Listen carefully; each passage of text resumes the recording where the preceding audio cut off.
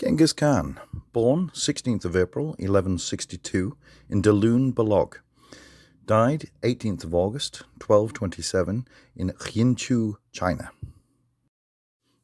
Genghis Khan was the founder and the first great Khan and emperor of the Mongol Empire. He came to power by uniting many of the nomadic tribes of Northeast Asia.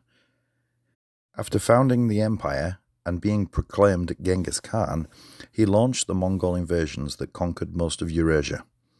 These campaigns were often accompanied by large-scale massacres of the civilian populations.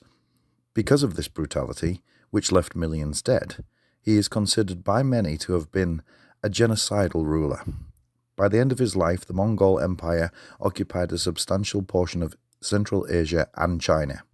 To his exceptional military successes, Genghis Khan is often considered to be the greatest conqueror of all time.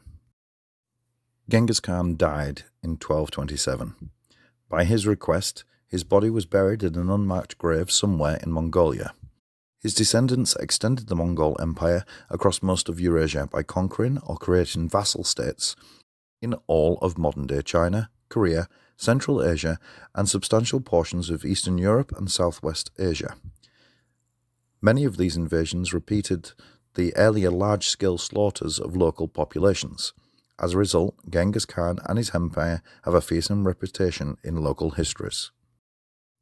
Beyond his military accomplishments, Genghis Khan also advanced the Mongol Empire in other ways.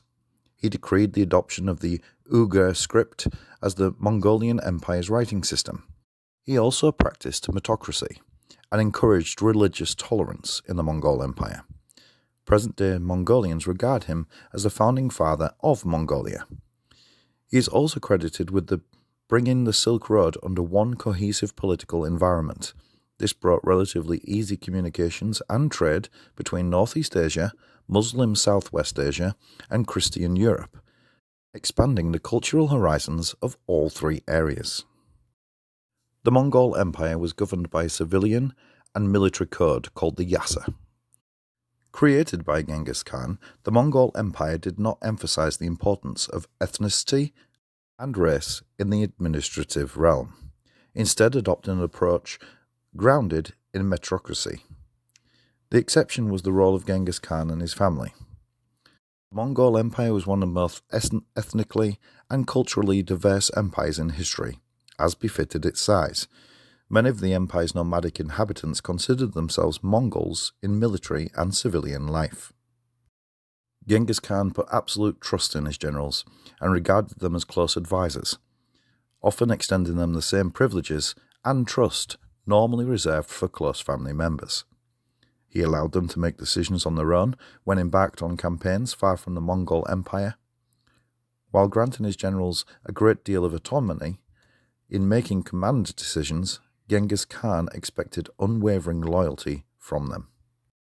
The Mongol military was also successful in siege warfare, cutting off resources for cities and towns by diverting rivers, taking enemy prisoners and driving them in front of the army, and adopting new ideas, techniques, and tools from the people they conquered, particularly in employing Muslim and Chinese siege engines and engineers to aid the Mongol cavalry in capturing cities. Another standard tactic of the Mongol military was the commonly practiced feint retreat, to break enemy formations and to lure small enemy groups away from the larger groups and defended positions for ambush and counterattack. Another important aspect of the military organization of Genghis Khan was the communication and supply route, or YAM, adapted from previous Chinese models. Genghis Khan dedicated special attention to this in order to speed up the gathering of military intelligence and official communications. To this end, YAM way stations were established all over the empire. Several years before his death, Genghis Khan divided his empire among his sons into several khanates, designed as sub-territories. Their khans were expected to follow the Great Khan. Contrary to popular belief, Genghis Khan did not conquer the whole area of the eventual Mongol Empire. At the time of his death in 1227, the empire stretched from the Caspian Sea to the Sea of Japan. Its expansion continued for one or more generations. Under Genghis successor, the speed of the expansion reached its peak. Mongol armies pushed into Persia, finished off the western Zhao, clashed with the imperial Song dynasty of China, and eventually took control of all China in 1279.